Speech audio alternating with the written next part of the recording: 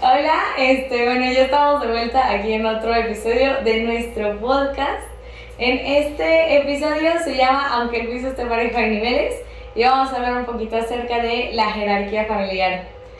Bueno, pues para este podcast tenemos a nuestro invitado. Aquí muchas gracias al profesor Juan José Matías, uno de nuestros maestros en la Universidad Panamericana de Humanidades.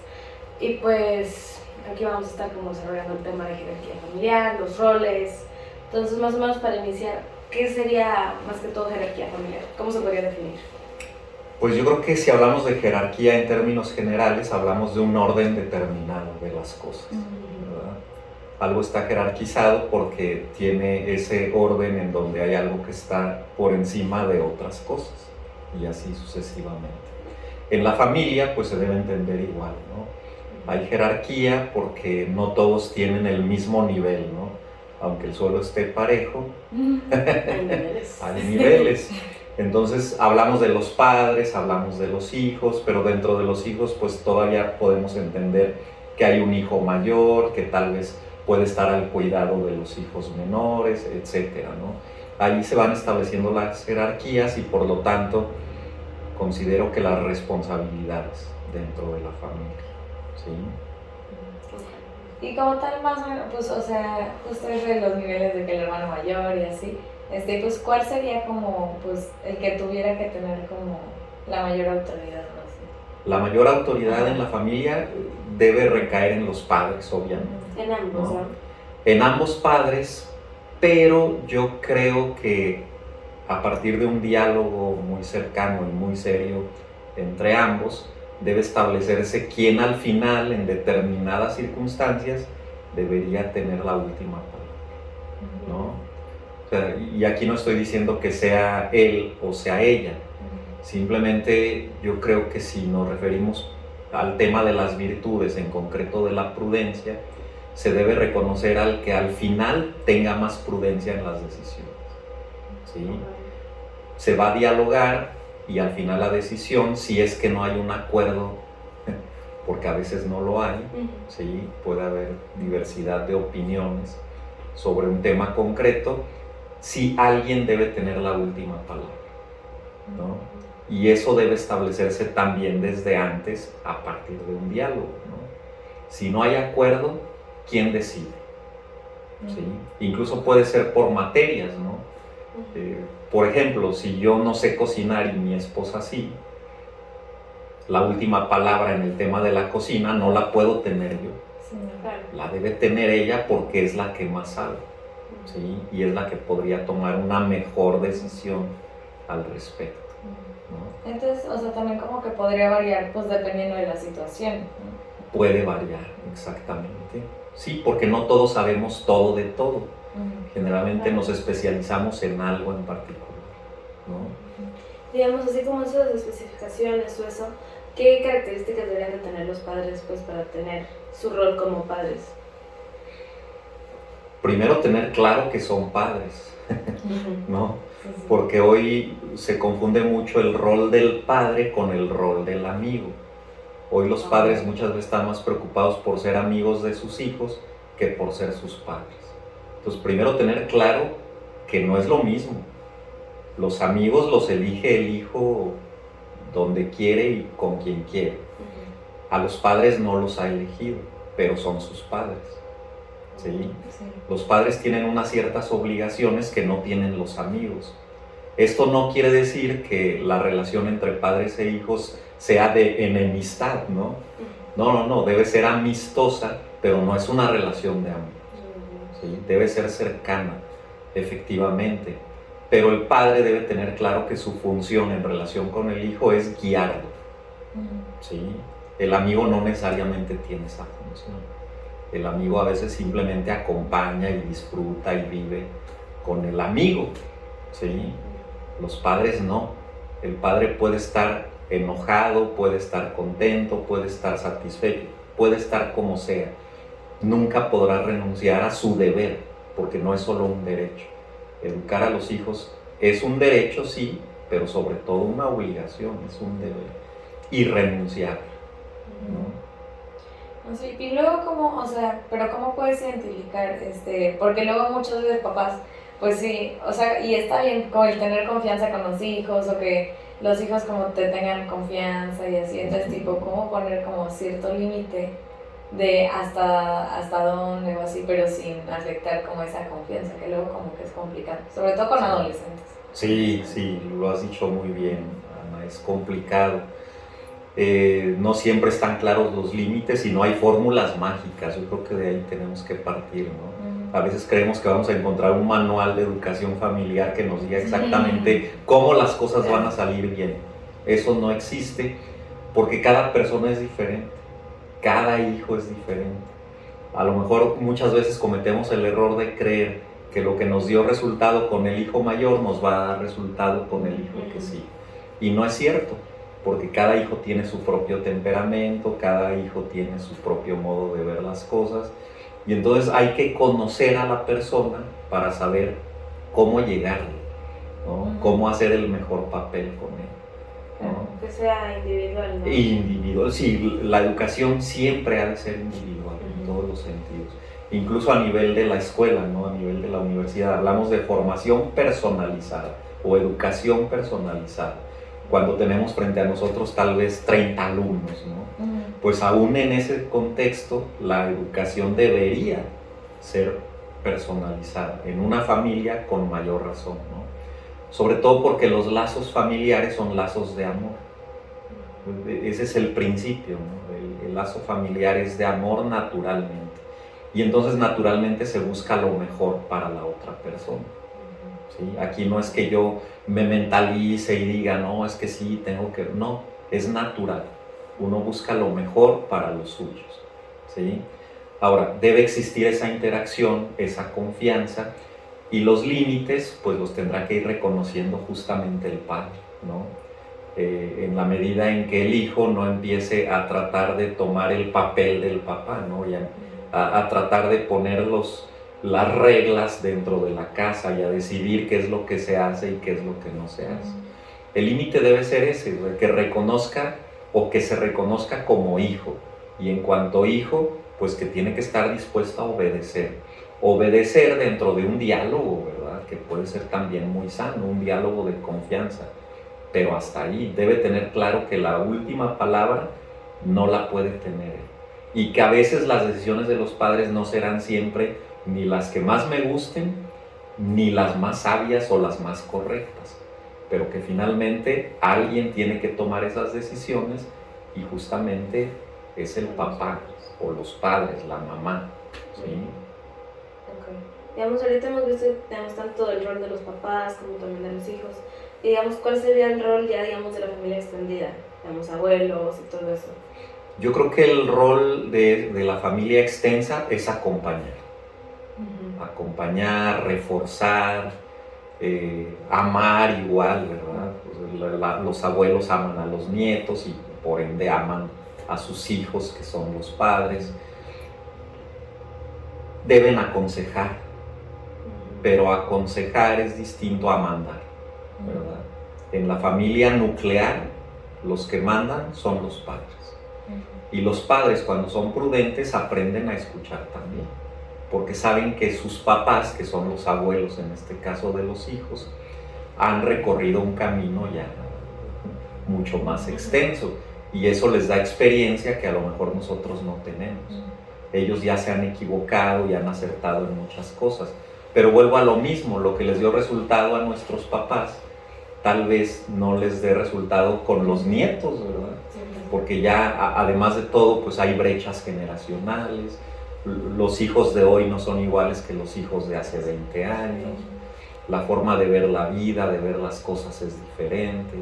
Entonces tenemos que ir adaptándonos a todo esto, ¿no? Ahí es importantísimo tanto la formación de la inteligencia a través del estudio, en este caso estudio del ser humano, estudio de la familia, estudio de la cultura, como el fortalecimiento de la voluntad, ¿verdad? Hoy parece que estamos muy enfrascados en formar la inteligencia, pero nadie se ocupa de fortalecer la voluntad. Y luego resulta que sabemos lo que tenemos que hacer, pero no lo hacemos porque no tenemos esa fuerza que se necesita, ¿verdad? La prudencia es importante, pero falta fortaleza. Claro. Sí. No, y ahorita, digo, como que involucraste lo de los abuelos, luego, o sea, pues que se dan casos de que se casan los hijos y así, como que pues también aprender como que, o sea, que ya, o sea, bueno, o al menos, o sea, que yo lo pienso así como que ya se inicia como otra familia, entonces, o sea, pues, o sea, también como, o sea, cómo puedes tú como, no sé, como pareja, como ponerle esos límites que pues obviamente antes no tenías con tus papás, ¿no? Así es. Sí, bueno, pues es que es algo que naturalmente debería entenderse, ¿no? Cuando tú sales de tu casa para formar tu propia familia, pues tú vas a vivir de acuerdo con tus propias reglas, porque incluso ya se trata de un espacio físico diferente. Ya no es tu casa, ¿verdad? La casa de tus padres o la que hasta ayer fue tu casa. Ahora tienes otra, con otras personas. En principio con una persona que tú has elegido y que no te han impuesto, ¿verdad? Y luego con otros que llegan como consecuencia del amor que tienes por esa persona, ¿sí? Entonces, si naturalmente no se reconocen los límites, pues para eso es el diálogo, ¿verdad? El diálogo implica que, por ejemplo, si la suegra se empieza a meter en cuestiones que no le corresponden, más allá de los consejos que sabiamente pudiera dar, al grado de tratar de tomar decisiones en la otra familia, pues habrá que decirle inicialmente que eso no está bien, ¿verdad? Y hasta dónde puede llegar todo este proceso, pues puede llegar hasta el tema, me parece, de los hechos, ¿no? O sea, si hablando no queda claro el asunto o no se está dispuesto a renunciar a influir en la familia que ya no es la suya, pues entonces tal vez habrá que empezar a tomar cierta distancia, ¿no? Sí, creo que también con eso, pues, quiera que no infiere, digamos, la madurez, las personas hablando, digamos, en cuanto al rol, digamos, que tanto sí afecta, digamos, la madurez de, digamos, los papás o de los hijos y así, al respetar los roles, digamos, sí afecta. Sí, no, desde luego que sí afecta. Yo creo que todo en el ser humano son procesos, ¿no? Y son aprendizajes. Nadie nace educando hijos, ¿verdad? Porque los empiezas a educar hasta que los tienes. Y por muchos libros que hayas leído, insisto, la persona es concreta, la persona es única, es individual, y es un reto para el educador, ¿no? Entonces, aprender a conocer a esa persona para saber lo que mejor le conviene, pues es parte de ese proceso que tenemos que ir desarrollando en el día a día, ¿no? El proceso de madurez, que no siempre se cumple también, porque a veces somos muy necios y nos aferramos a nuestras ideas y queremos hacer lo que creemos que está bien y no lo que objetivamente está bien, ¿sí? Pues eso yo creo que sería lo más nefasto o no deseable dentro de los procesos familiares, ¿verdad? Pero yo pienso que inicialmente una buena disposición, ¿no? Tener la humildad de reconocer que a veces nos equivocamos, de que podemos tomar malas decisiones, de que podemos hacer cosas que no sean las mejores, y partiendo de eso tratar de ir mejorando día a día. No, y pues también que esto es como, pues no es de un día para otro, ¿no? O sea, no, claro que no, no. Y sobre todo con lo que decíamos, ¿no? Los retos que enfrentamos culturalmente hoy en día. Hoy nos enfrentamos a las redes sociales, nos enfrentamos a las plataformas de cine y de series. Netflix nos está tratando de vender ideas, y Max también. En fin, es un montón de corrientes que muchas veces no son favorables para la familia. Yo diría que en la mayoría de los casos atentan incluso directamente contra la familia. Y ya no solamente el tema de redes o el tema de la televisión y las plataformas digitales, sino incluso de las leyes, ¿no? Antes divorciarse era muy difícil. Tenía que haber acuerdo y era un proceso y había confrontaciones y había intentos por reconciliar a los esposos. Hoy en día se habla de divorcios express, ¿no? Y no es necesario que los dos estén de acuerdo, basta con que uno ya no quiera seguir ahí y en tantos días ya está ahí la cosa. Perdón. No pasa nada. Dios me ahogo. El pequeño corte, ¿listo? ¿Sí? Sí, Ok. sí. Sí. Bueno, sí, incluso las leyes no son favorables para el tema de la dinámica familiar, ¿no? Parece que todo está confabulando para que la familia tenga problemas, más de los que naturalmente tiene, ¿no? Sí. Porque hay Creo que eso personas- se podría decir, digamos que todo con esto, los cambios, pues sí han afectado también los roles que se tienen en la familia, porque no es lo mismo una familia de hace 20 años, para- aún de hace 10 años, 5, Ujú. que pues ahorita. Entonces también, no sé si hay como cambios específicos de los roles que se puedan haber dado, digamos, por la influencia de todo esto de las redes y así. Sí, yo creo que el más claro y contundente pues es el que antes, como dices bien, Elisa, generalmente era el hombre el que tomaba las decisiones, ¿no? Era el que tenía la última palabra y era el que mandaba. Eso tenía sus pros y sus contras, ¿verdad? ¿Por qué sus pros? Porque ya tenías claro quién decidía, bien o mal, pero estaba muy claro. Cuando llegamos a este proceso de la reivindicación del lugar de la mujer en todos los ámbitos, pues no deja de afectar a nivel de la familia, y entonces ahora lo discutible es si las decisiones las debe tomar el hombre o las debe tomar la mujer. Parecería que la corriente nos lleva hacia la consideración opuesta, ¿no? Si antes todo lo decidía el hombre, parece que hoy todo lo debe decidir la mujer. Y yo creo que son extremos, insisto, ni todas las situaciones son iguales, ¿verdad? Y finalmente no es que este hombre por ser hombre o esta mujer por ser mujer sea por ese simple hecho capaz de tomar las mejores decisiones. Yo creo que cometeríamos un error si decimos los hombres toman mejores decisiones que las mujeres o las mujeres toman mejores decisiones que los hombres. Yo creo que esta mujer, esta concreta mujer podría tomar mejores decisiones que esos 10 hombres, pero a lo mejor no tomaría mejores decisiones que este otro hombre y viceversa, ¿verdad? Es que hemos radicalizado las posturas, ¿no? Parece que por ser hombre o por ser mujer. No creo yo en eso. Yo creo que más bien, independientemente de que sea hombre o sea mujer, se tienen ciertas habilidades, ciertas capacidades, cierta formación que te hace apto para tomar en esta situación concreta una mejor decisión que el otro, ¿verdad? Y a veces será la mujer la que deba tomar decisiones en la familia, la mamá, y a veces será el hombre, el papá, dependiendo de los contextos, de las situaciones.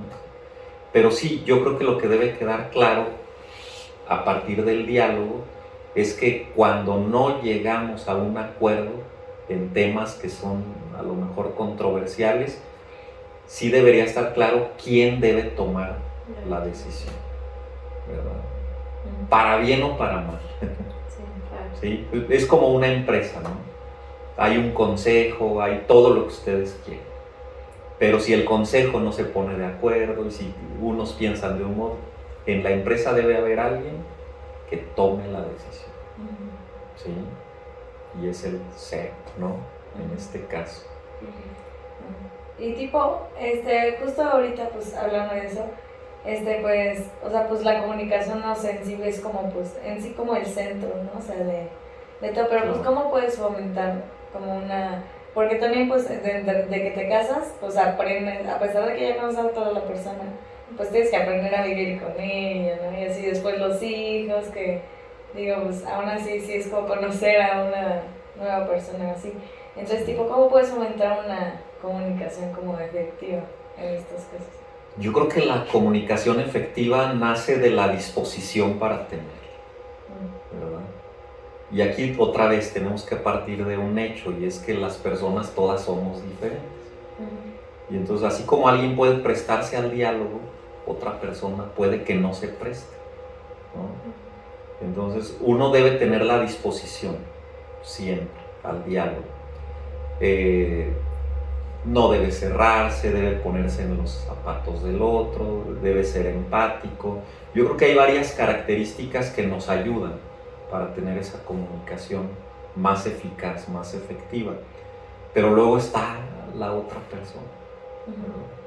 Es como en la escuela otra vez, ¿no? Como en la universidad. Por ejemplo, como profesor puedo dar lo que yo creo que es mejor, lo mejor de mí. Pero luego ya no está en mí si el alumno lo quiere tomar o no, y viceversa, ¿no? Entonces, como padre tienes que hacer el mejor esfuerzo y tienes que tratar de dialogar y tienes que tratar de ser abierto y tienes que tratar de empatizar. Pero si te encuentras con una barrera, no puedes renunciar al papel que tienes como padre, ¿verdad? Por el simple hecho de que el diálogo a veces no es eficaz. ¿Y luego qué hacer con esas barreras? Hay que estar insistiendo siempre con la persona, partiendo de una base que es el amor, mostrándole siempre al hijo que lo que buscas con él es lo mejor para él mismo, ¿verdad? El amor yo creo que lo es todo y sobre todo en la familia, ¿sí? Decía San Agustín, ama y haz lo que quieras. Si amas a tu hijo, ya puedes hacer lo que tú quieras, porque todo lo que hagas con él será con amor, ¿sí? Y el amor lo único que busca es el bien del otro, ¿sí? A lo mejor el otro no está dispuesto a recibirlo o no lo entiende, pero si tú tienes la madurez y el conocimiento, no puedes renunciar a eso que buscas con la persona. Lo peor que podemos hacer los padres es renunciar a nuestro deber de formar, de educar y de hacer que los hijos sean cada vez mejores. ¿Sí? Sí. Con todo esto, pues también, además de la comunicación, digamos, también creo que entra lo de la autoridad, que ahí es la diferencia pues entre autoridad y poder. No sé si nos podrías explicar un poquito, digamos, cómo entra eso en la familia. Sí, sí, claro. Yo creo que el poder es diferente a la autoridad, porque el poder se puede dar porque alguien me lo dio, ¿verdad? Pues me nombraron el director de la carrera, ya tengo poder, ya puedo decidir sobre los demás. La autoridad es otra cosa. La autoridad implica un poder, el poder no necesariamente implica autoridad. ¿Sí? Es más amplio, me parece, el concepto de autoridad y sobre todo más preciso. ¿Por qué? Porque la autoridad es algo que generalmente se tiene que ganar, ¿sí? La autoridad implica una cierta superioridad sobre los subordinados, no porque me la otorgaron por dedazo, sino por lo que yo he hecho, lo que yo he logrado. La autoridad que te da el conocimiento de una materia, la autoridad que te da la forma en que te comportas ordinariamente en tu vida, la autoridad, en el caso de los padres, que se tiene, está así porque se recibe, ¿verdad? Porque ahí el prestigio y todo lo demás a lo mejor tendrá que ser trabajado con los hijos. Sin embargo, la autoridad es algo irrenunciable en la familia, ¿verdad? Hay padres que cometen o cometemos el error de no ejercer la autoridad porque luego tenemos miedo de que los hijos nos digan que nosotros también hacemos las cosas mal. ¿Cómo me pides esto si tú también eres así? ¿No? Quieres que no sea flojo, pero tú eres flojo. Me dices que no tome alcohol, pero tú te emborrachas cada fin de semana. Y a veces los padres, por ese temor, dicen, mejor no exijo, porque la autoridad tiene que exigir, ¿sí? Porque no hay otra manera de que la persona crezca sino en la exigencia. Es un error porque independientemente de cómo tú seas, tienes un deber para con el otro. Efectivamente, yo puedo ser un borracho, pero como padre tengo el deber y el derecho de exigirle a mi hijo que no tome. Claro, lo ideal es que mi exigencia vaya acompañada del ejemplo. Dicen que las palabras convencen, pero el ejemplo arrastra, ¿sí? Pero ¿qué pasa cuando el ejemplo no es tan bueno en mí? No puedo dejar de exigir al hijo lo que sé que le tengo que exigir. Porque aquí hay un presupuesto, hay un punto de partida, y es que nadie es perfecto. La autoridad, sobre todo en este sentido, debe basarse no en la impecabilidad, me parece, sino en el esfuerzo permanente por ser mejor. Tal vez soy flojo y estoy exigiendo al hijo que no lo sea. Debo estar luchando permanentemente para dejar la flojera. Eso es lo que el hijo finalmente debería reconocer. El esfuerzo del padre por superar sus defectos y sus limitaciones. Eso sí es irrenunciable. Yo puedo tener muchos defectos, pero puedo estar luchando siempre contra ellos. O lo que sería muy nefasto es tener los defectos y decir, pues yo soy así, ¿verdad? Pero soy tu padre y aquí van a hacer lo que yo digo. No. Decía Santo Tomás de Aquino que la última razón debe ser la autoridad, y la primera autoridad debe ser siempre la razón. ¿Sí? ¿Qué quiere decir eso? Que cuando yo exijo algo al hijo, si me pregunta por qué, debo explicarle. Pues debe haber un sentido y lo debe entender. Ahí está el diálogo. Pero cuando las palabras ya no dan para más, sí puedo usar como última razón de lo que estoy pidiendo la autoridad que tengo. O sea, si después de explicarle que no debe llegar después de las 2 de la mañana por esto, y por esto, y por esto, y por esto, sigue insistiendo en que debe llegar después de esa hora, entonces la última razón que le debo dar es porque soy tu padre. Por eso vas a llegar a esa hora. Pero esa no debe ser la primera razón, debe ser la última. ¿Sí? Antes debo explicarle los peligros, antes debo explicarle todo lo que tenga que ver con eso. ¿Por qué tienes que ir a la escuela? ¿Por qué tienes que estudiar? ¿Por qué tienes que obedecer? Si las razones lógicas no dan, entonces sí, la última razón que yo debo esgrimir es la autoridad que tengo sobre él.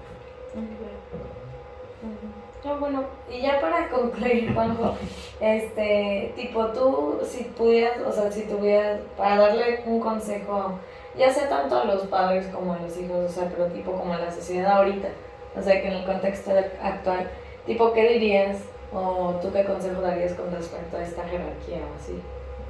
Yo diría, primero, que fomenten el diálogo al interior, primero en la pareja, ¿verdad? Los esposos, ella y él, un diálogo permanente para que existan acuerdos, porque los hijos son muy hábiles para notar luego las contradicciones, ¿verdad? Es típico el hijo que sabe a quién pedirle permiso, ¿no? Sí. No, a mi mamá no le digo porque me dice que no, o viceversa, a mi papá no. Le digo a mi mamá, al cabo ya sé que luego ellos se avientan la bronca, ¿verdad? Ya me dio permiso, así que yo me voy, ¿sí? Entonces, fomentar siempre el diálogo, no caer en contradicciones, hablando esto de los padres. Algo muy importante también en el tema de la formación de los hijos y del respeto de los roles y la autoridad, es que los padres no hablen con los hijos mal del cónyuge. O sea, que ella no hable mal del papá con los hijos, que él no hable mal de la mamá con los hijos, sino por el contrario, que esté siempre dispuesto a defender, aunque sea una postura equivocada en principio, la postura del otro, ¿verdad? Sí, yo creo que eso es lo que más fortalece el matrimonio y justamente la autoridad de los padres para con los hijos. Si los hijos ven que no hay grietas, que los padres se apoyan entre sí, pues entonces no tienen para dónde hacerse, ¿no? Pues aquí sí es cierto, y a lo mejor después se los decimos, esto fue equivocado, fue erróneo, pero es tu mamá, ¿verdad? Se equivocó, pero es tu mamá, y como tu mamá tienes la obligación de obedecerla y respetarla, a menos que te mande algo irracional, ¿verdad? En ningún sentido. Pero si los padres aman, y ese sería el segundo consejo, amar a sus hijos incondicionalmente, pero no entendiendo por amor el sentimiento, sino entendiendo por amor esa búsqueda permanente del bien del otro, ¿verdad? O sea, ¿qué le vas a permitir y qué no le vas a permitir a tu hijo? ¿Qué le vas a mandar y qué no le vas a mandar? Todo aquello que le ayude a ser mejor persona. En principio, en tu propia consideración. Y de aquí se desprendería lo siguiente. O sea, es dialogar, amar, formarse intelectualmente. Porque si ahorita estamos hablando de este tema, es porque es un tema relevante, ¿verdad? Del cual no todos tienen ideas claras. Sí. ¿Sí? Entonces, si yo empiezo investigando qué es la autoridad, cómo se debe ejercer en la familia, etcétera, etcétera, tendré más herramientas para poder hacerlo ya en la vida cotidiana. Vale. ¿No? Muchas gracias. No, hombre. Pues muchas gracias. Ya creo que vamos hasta aquí por el día de hoy y sigan, digamos, todavía pendientes de los podcasts que siguen. Tenemos un episodio que va a estar muy interesante, el próximo. Y pues muchas gracias por la... Gracias Muchísimas por la gracias. invitación, un placer, un gusto.